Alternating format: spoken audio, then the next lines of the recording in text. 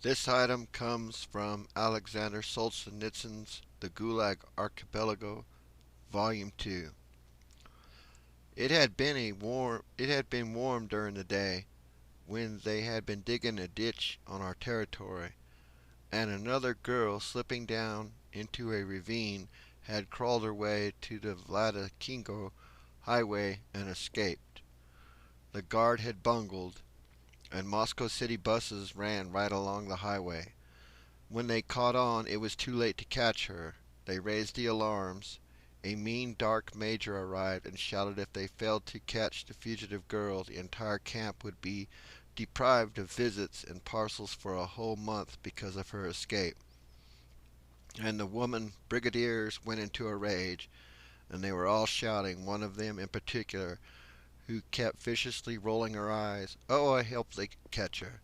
The bitch. I hope they take scissors and take off all her hair in front of the lineup."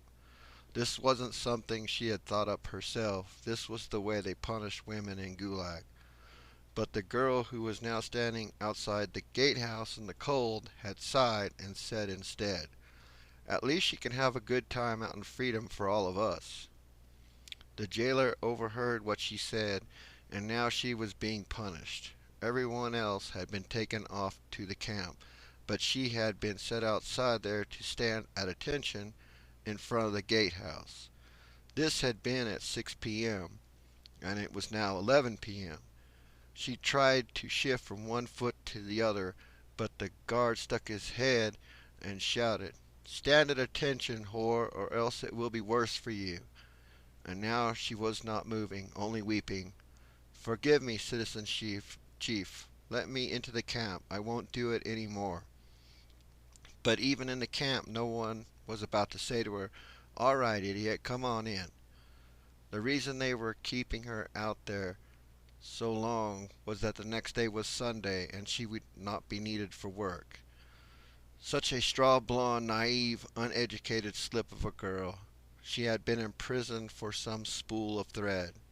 What a dangerous thought you expressed there, little sister. They want to teach you a lesson for the rest of your life. Fire! Fire! We fought the war, and we looked into the bonfire to see what kind of victory it would be. The wind wafted a glowing husk from the bonfire.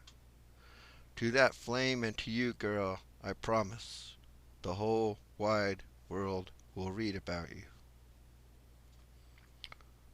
Sad.